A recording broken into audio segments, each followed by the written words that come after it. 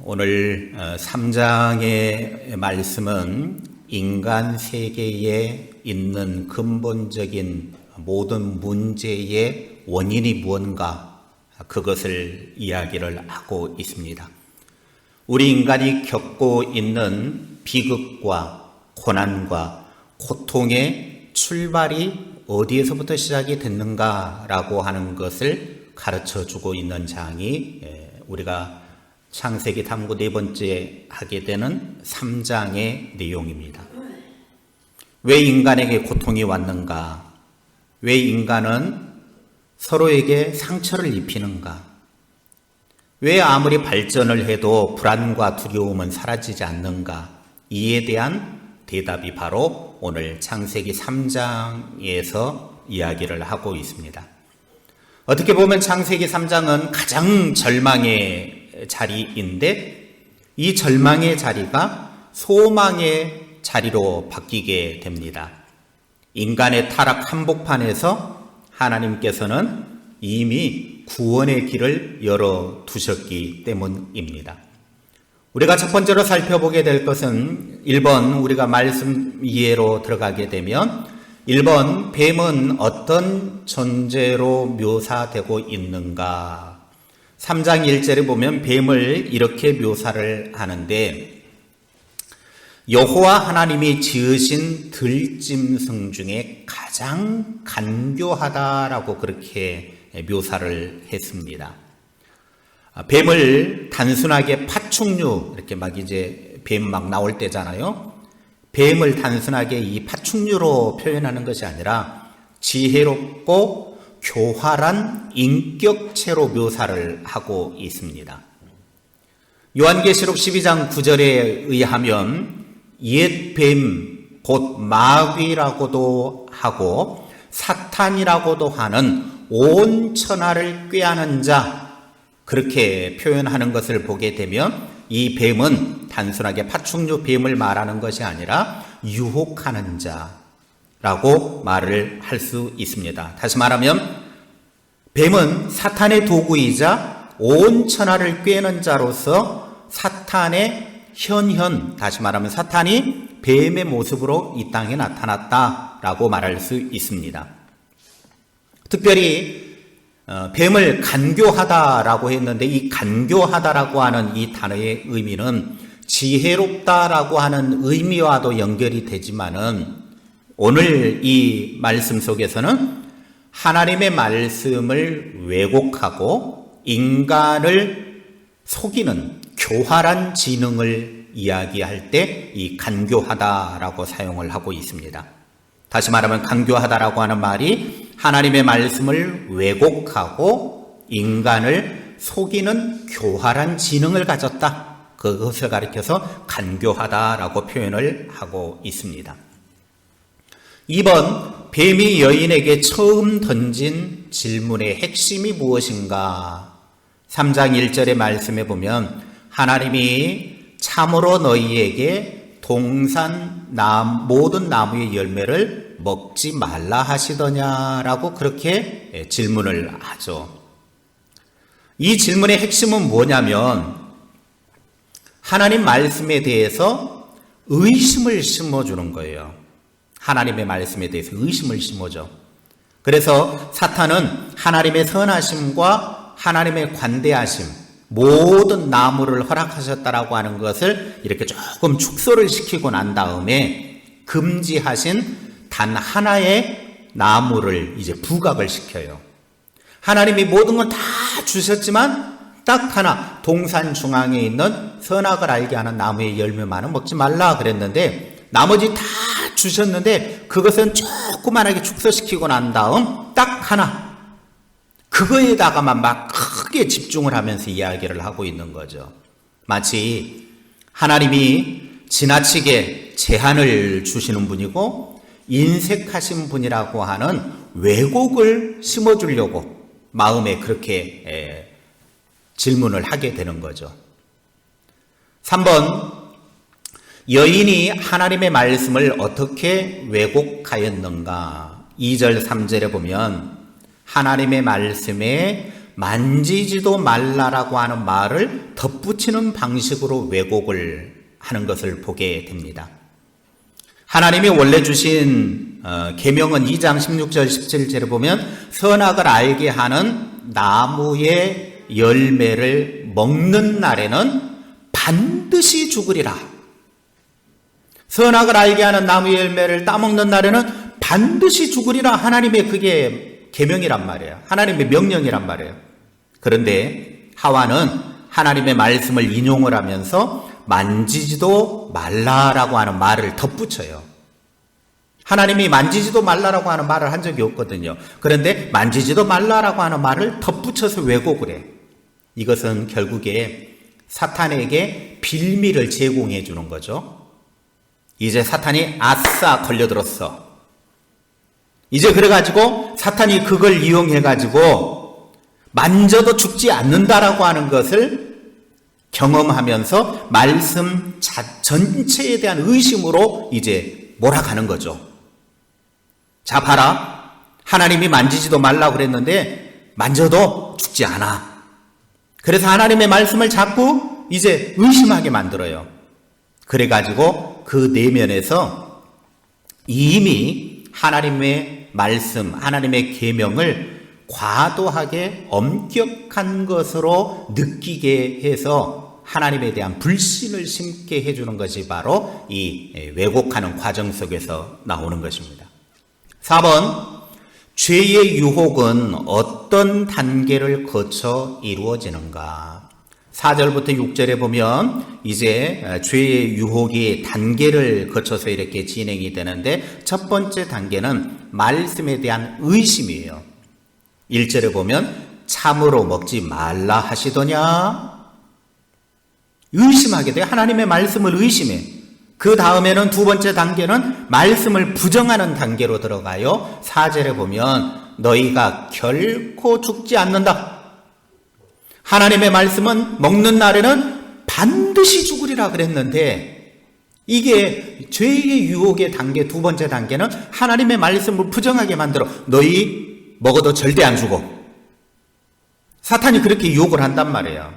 다시 말하면 사탄은 하나님의 말씀을 정면으로 부정하고 있는 것이죠. 그 다음에 세 번째 단계는 욕망을 자극하는 단계에 이르러요. 6절에 보니까 여자가 이제 뱀의 그 이야기를 듣고 그 나무를 이렇게 딱 보니까 첫 번째는 육신의 정욕인 먹음직도 하더라. 뱀의 말을 듣기 전까지는 아무리 쳐다봐도 별로 먹음직스럽지 않았거든요. 그저 그런 나무였거든요. 그런데 뱀의 유혹의 소리를 듣고 난 다음에 가서 딱 그 나무를 열매를 보니까 첫 번째 먹음직도 하고 육신의 정욕이 이제 사로잡히게 된 거죠. 그 다음에 두 번째로는 안목의 정욕인 보암직도 하고 지금까지는 별 봐도 시큰둥했는데 이제는 달라 보이는 거예요. 보암직도 하고 이 눈의 정욕이 오기 시작하는 거죠. 세 번째는 이생의 자랑인 지혜롭게 할 만큼 탐스럽게 보였다라는 거예요. 이게 뱀의 유혹이 오니까 그 유혹에 빠져가니까 지금까지 지켰던 하나님의 말씀의 법이 전혀 다르게 악하게 사용이 되더라고 하는 거죠. 그 다음에 네 번째 죄의 유혹의 단계는 이제 행동화에 이르게 됩니다. 행동에 이르게 돼요. 이제 먹음직도 하고 보암직도 하고 지혜롭게 할 만큼 탐스러운 그 열매를 그냥 놔둘 필요도 없잖아요. 그러니까 얼른 따서 딱 먹었네. 행동에 옮기게 되는 거예요. 이게 죄의 유혹 단계예요. 먼저는 말씀을 의심하게 만들고 하나님의 말씀을 부정하게 하고 그 다음에는 욕망을 막 자극을 시켜서 결국은 해도 괜찮아. 해도 안 죽어. 괜찮아. 그 다음에 행동을 구체적으로 하게 되는 거죠.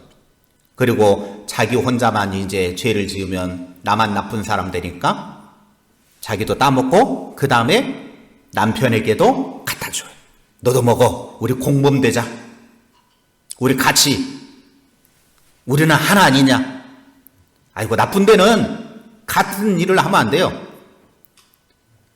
아내가 나쁜 짓 하면 남편이 안 돼! 꾸짖어야지. 같이 홀라당 먹어봐. 이게 하와가 만약에 이렇게 했다고 했을 때 아담이 너 하나님의 말씀을 어기고 하나님 명령 어기고 이게 뭐하는 짓이야? 빨리 하나님 앞에 회개해. 그랬어야 되는데 둘이 같이 먹고 이제 둘이 공범이 된 거죠. 결국에는 마음의 동의가 이니까 구체적인 행동으로 불순종에까지 이르게 되더라고 하는 것입니다. 우리는 여기에서 사탄이 어떤 방식으로 우리를 유혹을 해오는지 파악을 했기 때문에 이걸 우리는 잘 분별해야 돼요. 사탄은 오늘도 하나님의 말씀에 대해서 하나님이 진짜 그렇게 말씀하시더냐? 말씀대로 살지 않아도 괜찮아? 하나님이 말씀대로 살지 않는다고 죽이는 거 봤냐? 그렇게 살아도 괜찮아? 끊임없이 우리를 유혹을 해오고 하나님의 말씀에 대해서 의심을 하게 만들고 그리고 세상의 쾌락에 빠지게 만들고 보함직도한 소유욕에 사로잡히게 하고 지혜롭게 할 만큼 탐스러움을 주는 명예와 자기 과실을 부추기고 있다라고 하는 거예요. 그래서 이 세 가지 욕망의 소리를 잘 분별해야 되고 말씀에 대한 의심이 들 때마다 사탄아 물러가라! 즉시 물리쳐야 돼요. 예수님에게도 동일한 시험이 왔잖아요. 이런 세 가지 시험이 왔잖아요. 그런데 예수님은 사탄이 시험을 해왔을 때 그걸 분별하고 사탄아 물러가라! 그러니까 마귀가 떠나가잖아요. 귀신이 떠나가잖아요. 아담과 하와도 똑같이 유혹을 받았지만 그 유혹에 이겨내지 못했고 분별해내지 못하니까 그러나 예수님은 분별해내니까 마귀를 이겨내더라고 하는 것입니다. 우리도 악한 사탄 마귀가 우리를 이렇게 유혹해오고 공격해오고 또 우리를 멸망으로 몰아가기 위해서 끊임없이 이런 공격을 시도해 올 때 잘 분별해내서 말씀으로 무장하고 기도로 자기 자신을 잘 결박해서 악한 마귀로부터 승리할 수 있기를 바랍니다. 다섯 번째 5번 아담과 하와가 범죄한 후에 처음 느낀 감정은 무엇인가? 7절에 보면 수치심과 두려움을 느꼈어요. 수치심은 부끄럽다라고 하는 거죠.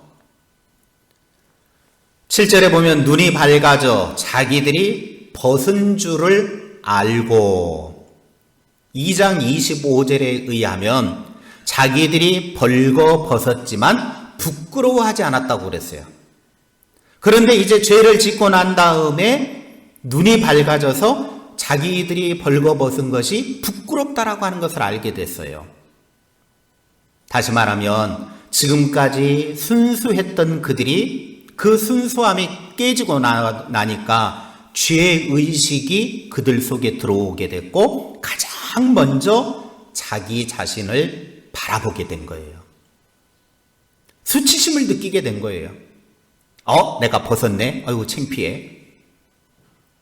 결국 이것은 하나님과의 관계, 이웃과의 관계, 또 자기 자신과의 관계가 깨졌음을 보여주는 첫 번째 반응이다라는 겁니다. 범죄한 후에 인간이 느낀 이 감정은 결국에는 모든 관계가 이제 다 깨져버렸다. 하나님과의 관계도 깨지고 사람 사이의 관계도 깨지고 자기 자신과의 관계도 깨져서 수치심을 느끼게 되는 거예요. 그들은 결국 잃어버린 영광을 무화과 나무 잎을 엮어가지고 자기들의 수치심을 가리려고 하는 거죠. 무화과 나무 잎을 엮어가지고 수치심을 가려요. 이 무화과 나무 잎이라고 하는 것은 상징적인 의미예요. 인간의 행위나 자기 의로 자기의 수치심을 가리려고 했다라고 하는 의미를 무화과 나무 잎을 엮어서 자기의 수치심을 가렸다라고 하는 의미입니다. 그래서 인간이 아무리 자기 수치심을 가리려고 무화과나무 잎을 엮어서 가린다고 해도 그게 가려질 수 없다라고 하는 거예요. 다시 말하면 자기 의의 무화과나무 잎 가지고는 아무리 하려고 해도 해결이 안 돼요. 일시적인 방편일 뿐이에요. 본능적으로 반응이 숨어버리죠. 나무 뒤에 숨어버려요. 하나님에 대한 두려움을 갖게 돼요. 제일 먼저는 죄를 범하고 난 다음에 가장 먼저 느낀 것은 수치심에 대한 것, 부끄러움에 대한 것이고 그 다음에는 두려움, 하나님에 대한 두려움. 그 전까지는 하나님에 대해서 전혀 두려워하지 않았거든요. 그런데 이제 두려워가지고 나무 뒤에 숨어버리잖아요. 이게 범죄 후에 느낀 인간의 감정이에요. 더군다나 인간이 무화과나무 잎을 엮어서 자기 의의를 가지고 인간의 어떤 행위를 가지고 자기를 수치심을 가리려고 하는 이 모습은 결국에는 우리 인간이 가진 자기만의 그 학벌이라든지 경제적인 부라든지 종교적인 열심을 가지고 자기의 어떤 그런 부끄러움을 감추려고 하는 것을 무화과나무 잎이다 그렇게 보고 있습니다. 그러나 그 인간의 어떤 노력도 우리의 근본적인 수치심과 우리 안에 있는 죄책감을 해결해 낼 수는 없습니다. 오직 하나님의 준비하신 대속의 가죽옷만이 우리를 자유케 해요. 그 대속의 가죽옷이 이제 뭐냐라고 하는 것을 우리 이제 그 다음에 가서 배우게 될 것입니다. 6번. 범죄 후에 인간은 하나님 앞에서 어떻게 행동하였는가? 8절에 보면 하나님의 낯을 피하여 숨었다 그랬어요. 이전에는 하나님과 마음껏 교제하는 그 에덴 동산의 자리였는데 죄를 범하고 난 다음에 인간으로 하여금 하나님을 피하게 만들어요. 하나님을 두려워하게 만들어요. 여기서 중요한 것은 오늘 낮 예배 때도 설교를 통해서 말씀을 드렸지만 하나님께서는 여전히 먼저 찾아오셔요.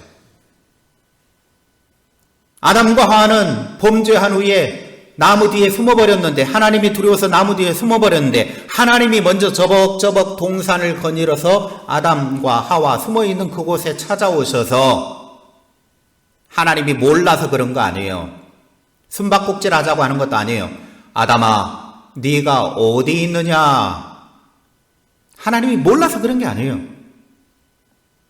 하나님이 먼저 찾아오셔서 이름을 부르고 기회를 주는 거예요.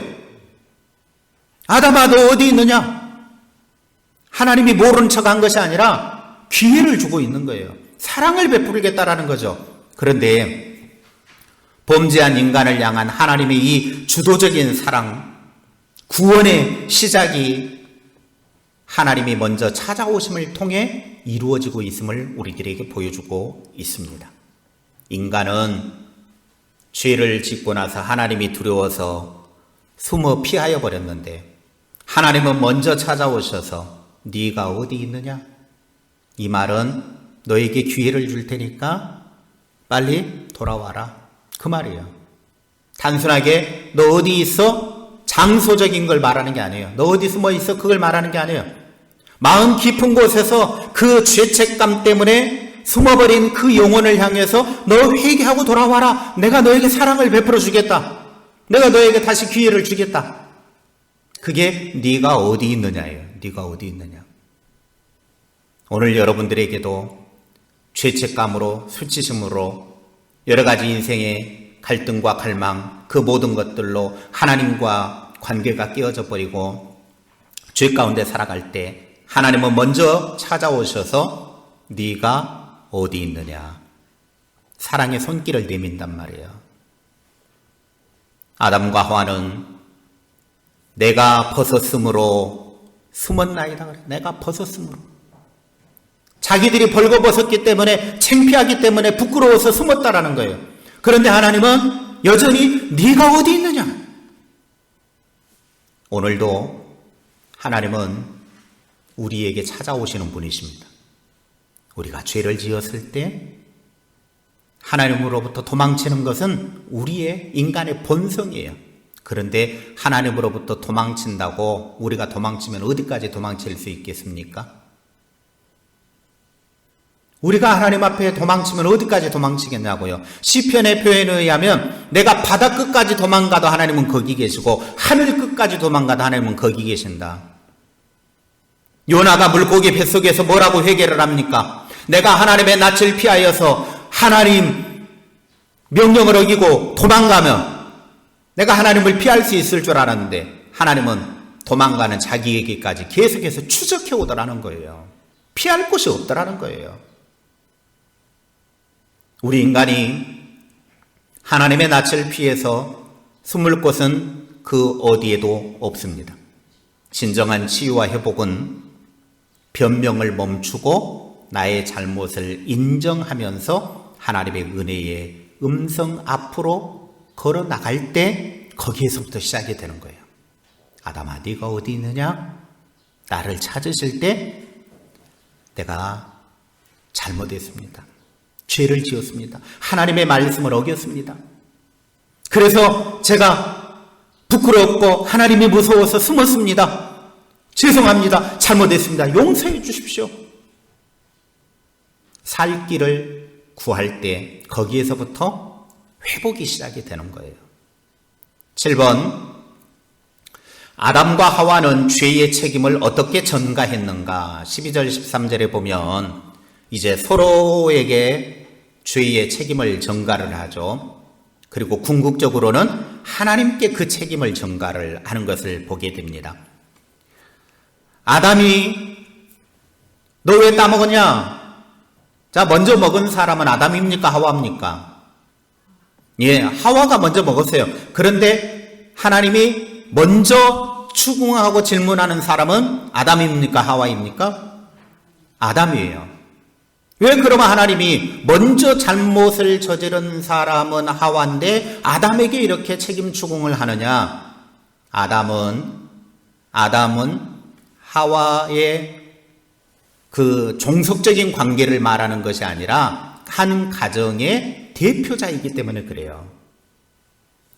아무리 아내가 잘못을 먼저 했다 할지라도 대표자인 아담이 그에 대해서 책임을 져야 된다는 거예요. 그래서 하나님이 아담에게 물어요. 너 왜 그랬냐? 그러면 대표자인 아담이 자기 아내를 대표해가지고 죄송합니다. 뱀의 유혹을 이겨내지 못해가지고 어쩔 수 없이 따먹었습니다. 죄송합니다. 잘못했습니다. 그러면은 하나님이 용서해 주셨을 거예요. 그런데 뭐라고 말해요? 하나님께서 주셔서 나와 함께하게 하신 여자, 그 여자가 나무 열매를 나에게 주어서 내가 먹었습니다. 12절에 그렇게 이야기하잖아요. 책임의 화살을 내가 아니라 하나님이 나에게 주신 그 여자, 하와라고도 이제 하와는 뒤에 이제 이름이 붙여지지만 그 여자가 나에게 줘가지고 먹었습니다. 책임을 여자에게 떠넘기고 그 다음에 하나님이 내게 주신 그 여자, 그러니까 하나님이 주지 않았으면, 그 여자를 만들어주지 않았으면 내가 죄를 안 지었을 텐데 결국은 하나님이 책임자입니다. 이게 말이요, 방구요. 하나님이 만들어서 나에게 준 그 여자, 그러니까 하나님이 책임이죠. 왜 나한테 추궁하십니까? 지금 아담이 따져요. 하와에게 하나님께서 하와에게 묻자, 너 왜 그러냐? 왜 그랬어? 그랬더니 뭐라고 이야기해요? 13절에 어머 하나님, 저 뱀이 나를 꼬셔가지고 어쩔 수 없이 먹었습니다. 책임을 누구한테 넘겨요? 뱀한테 넘겨요. 아담은 하와에게 넘기고 하나님에게 뛰어넘기고 하와는 뱀에게 떠넘기고 자꾸 다른 사람에게 책임을 돌리는 거예요. 이게 왜 그러느냐? 죄로 인해서 인간의 파괴된 관계, 죄가 우리 인간의 관계들을 파괴시켜 버렸단 말이에요. 그게 나타나는 모습이 바로 책임 전가. 그래서 이 시대에도 보면 어떤 뭔가 문제가 생기면 그 문제에 대해서 반드시 누군가에게 책임 전가를 해야 될 원인을 막 찾아요. 그래서 그 사람에게 책임을 다 넘기는 거죠. 아니에요. 그게 아니란 말이에요. 어느 누구도 내가 죄를 지었습니다, 내가 잘못했습니다, 회개하는 모습이 없더라는 거예요. 8번, 하나님이 뱀에게 선포하신 특별한 예언은 무엇인가? 3장 15절에 보면 내가 너로 여자와 원수가 되게 하고 내 후손도 여자의 후손과 원수가 되게 하리니 여자의 후손은 내 머리를 상하게 할 것이요 너는 그의 발꿈치를 상하게 할 것이라. 창세기 3장 15절은 원시 복음이라고 그래요. 최초의 복음. 여기에서 여자의 후손은 남자의 개입 없이, 다시 말하면 성관계 없이 잉태될 분인 동정녀 탄생을 암시하는 귀한 말씀이에요. 다시 말하면 예수 그리스도를 상징하는 것이 바로 여자의 후손, 동정녀 탄생하신 예수 그리스도를 상징적으로 표현하는 것이 여자의 후손이에요. 그리고 그 여자의 후손이 뱀의 머리를 상하게 한다라고 하는 것은 사탄의 권세를 완전하게 멸망시키는 결정적인 승리를 말하는 거예요. 다시 말하면 십자가의 고난과 고통이 있지만 죽음이 임하게 되지만 부활을 통해서 모든 승리를 가져오게 된다. 그게 뱀의 머리를 상하게 할 것이다 라고 하는 말씀의 의미입니다. 그리고 뱀의 여자의 후손인 예수 그리스도의 발꿈치를 상하게 한다라고 하는 말의 의미는 메시아이신 예수님이 당하실 고난, 십자가의 죽음을 의미합니다. 사탄 마귀는 사람들의 마음을 자극시켜서, 종교 지도자들의 마음을 자극시켜서 예수님을 고난 가운데 놓고 십자가의 죽음을 가져오게 했단 말이에요. 그래서 마귀는 예수님을 십자가에 딱 못 박아 죽이고 난 다음에 이제 우리가 승리했다, 우리가 이겼다. 그런데 예수님은 3일 만에 다시 부활을 하셔서 사탄 마귀의 권세를 이겨버려요. 이 창세기 3장 15절은 원시 복음으로 최초의 복음의 말씀입니다. 인류 타락의 가장 어두운 그 현장에서 가장 밝은 구원의 빛, 복음의 시작을 선포하는 것이 바로 3장 15절 말씀입니다. 그래서 이 3장 15절의 말씀은 가장 어두운 곳에 비춰진 복음의 횃불이라고 하는 것을 우리는 마음속에 늘 새기며 살아가야 돼요. 사탄에게 선포된 이 예언은 결국 예수 그리스도의 십자가와 부활로 완전히 성취되었습니다. 그래서 우리는 아무리 깊은 절망이 오고 실패가 오고 또 어려운 일이 있다 할지라도 여자의 후손이신 예수님 안에서 우리는 이미 승리를 다 이루어 놓은 승리자라고 하는 사실을 기억하며 사시기를 바랍니다. 그러니까 우리는 우리의 싸움은 바울 사도의 표현에 의하면 이미 이긴 싸움을 싸우고 있는 거예요. 우리는 이미 승리자예요. 싸우기도 전에 승리자. 왜? 예수님이 이미 다 이겨놓았기 때문에. 중요한 것은 우리가 예수님 안에 있어야 돼요. 예수님 밖에 있으면 우리가 열심히 치고받고 싸우고 우리가 깨지고 부서지고 망하는 거예요. 그러나 예수님 안에 있으면 우리는 지금 어렵고 힘들고 고달프고 십자가에 처형당하는 듯한 고통이고 절망이라 할지라도 3일만 있으면 다시 영광을 입게 되는 승리자가 된다라고 하는 사실입니다. 9번, 하나님이 아담과 하와에게 입히신 것은 무엇인가? 21절에 보면 처음에 자기들이 수치심 때문에 무얼로 옷을 만들어 입었다고 그랬죠? 처음에 뭘로 만들어 입었어요? 자기들이? 무화과 나무 잎. 무화과 나무 잎으로 만들어 입었는데 그게 가면 며칠 가겠어요. 결국은 며칠 못 가서 또 수치심이 드러나니까 또 만들고 안 되겠다. 그래서 하나님이 가죽옷을 만들어 입히죠. 나도 가죽옷 하나 입고 싶다. 그런 생각하시는 분이 계실지 모르겠지만 이 가죽옷은 인간이 스스로 만든 무화과 나무 잎으로 자기들의 수치심을 완전히 가릴 수가 없기 때문에 하나님이 그들의 수치를 완전히 가려주기 위해서 짐승의 희생을 통해서 그들의 수치를 완전히 가려주었다라고 하는 거예요. 이 가죽옷을 만들었다라고 하는 것은 결국에는 짐승이 죽어야만 가죽옷을 만들 수 있는 거 아니에요. 짐승의 희생, 피 흘림, 결국에는 누군가의 희생 때문에, 피 흘림 때문에 인간의 수치심을 가려줄 수 있었다.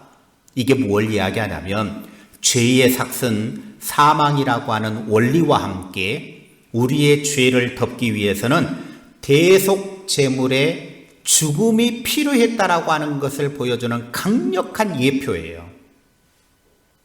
바로 인간의 죄를 완전히 덮어주기 위해서, 수치심을 완전히 덮어주기 위해서 예수님이 십자가에 피 흘려 죽으심으로 우리에게 가죽옷을 입혀주셔서 완전하게 덮어주셨다라고 하는 것을 이제 상징적인 의미로 우리들에게 가죽옷을 이야기하고 있습니다.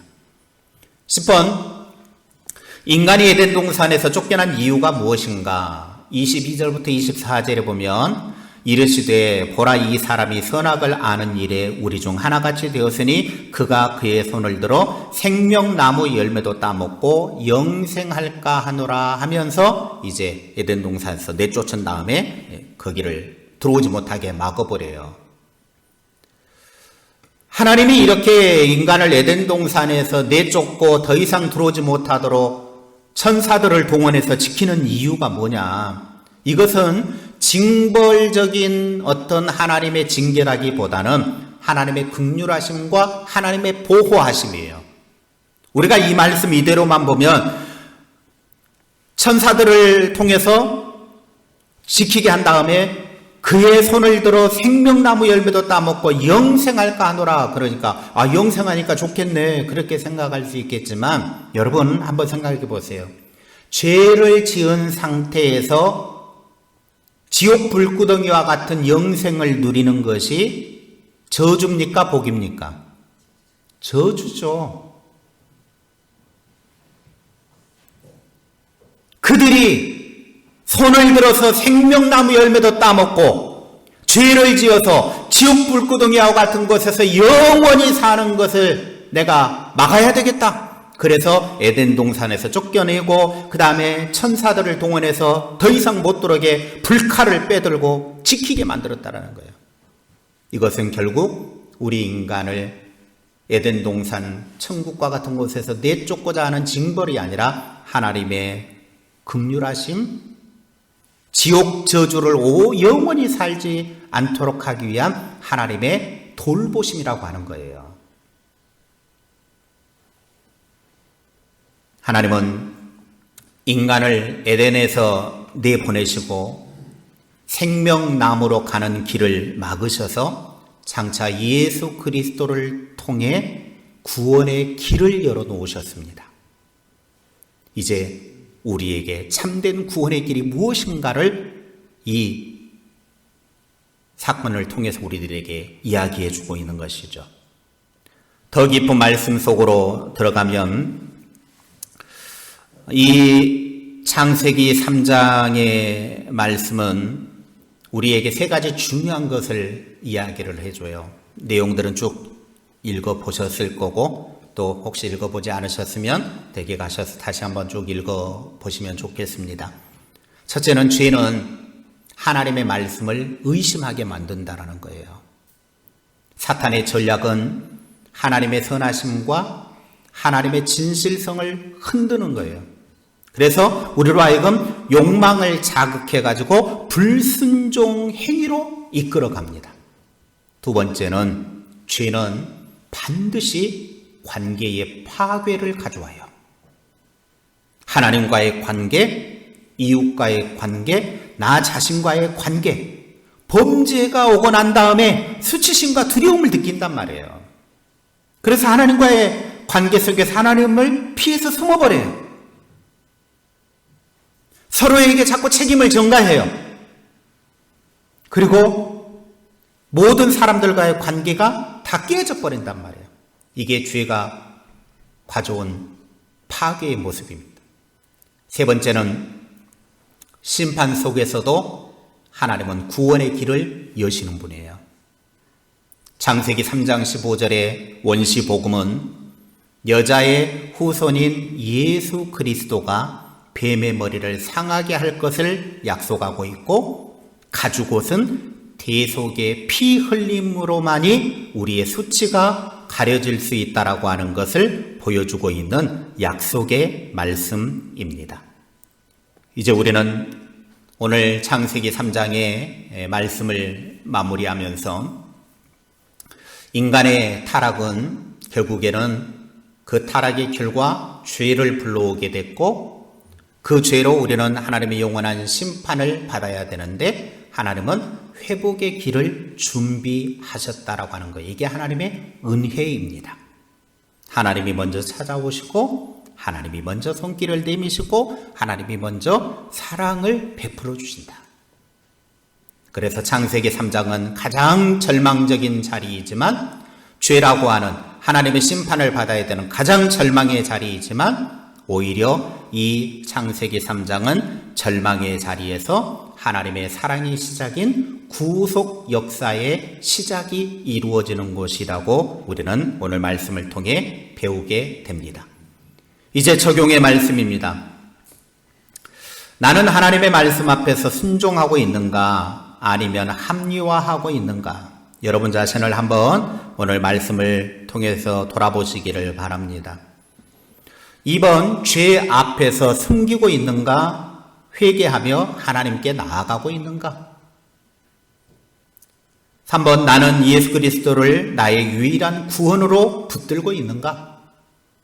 여러분이 거기에다가 이렇게 좀 이미 다 예습을 해 오셨으니까 다 하셨을 걸로 믿고 넘어가도록 하겠습니다. 혹시 안 하셨으면 찔리는 분이 계시면 댁에 가셔서 다시 한번 겸허하게 오늘 말씀을 다시 한번 돌아보면서 이 적용 부분, 다른 건 몰라도 이 적용 부분은 자기 스스로가 한번 이렇게 하는 것이 정말 중요해요. 정말 중요해요. 원래 이렇게 소그룹으로 할 때는 다 돌아가면서 이렇게 좀 한 명씩 발표도 하고 이렇게 해야 되는데, 우리는 이제 전체가 이렇게 하는 것이기 때문에 일일이 다 하지는 않습니다. 그러나 본인 스스로가 이 말씀 앞에 나를 적용시켜서 나의 삶을 하나님 앞에 세워나가는 과정, 그것을 해나가시면 좋겠습니다. 기도하겠습니다. 우리 다 같이 기록된 기도 말씀 읽겠습니다. 사랑의 하나님, 에덴의 실패가 곧 저의 모습임을 고백합니다. 말씀을 의심하고 변명하며 스스로 숨었던 죄를 용서하소서. 그러나 그 자리에서 네가 어디 있느냐 찾아오시고 여자의 후손으로 뱀의 머리를 깨뜨리신 주님의 복음을 믿습니다. 날마다 예수 그리스도의 가죽옷을 입고 십자가의 승리로 살아가게 하소서. 예수님의 이름으로 기도합니다. 아멘.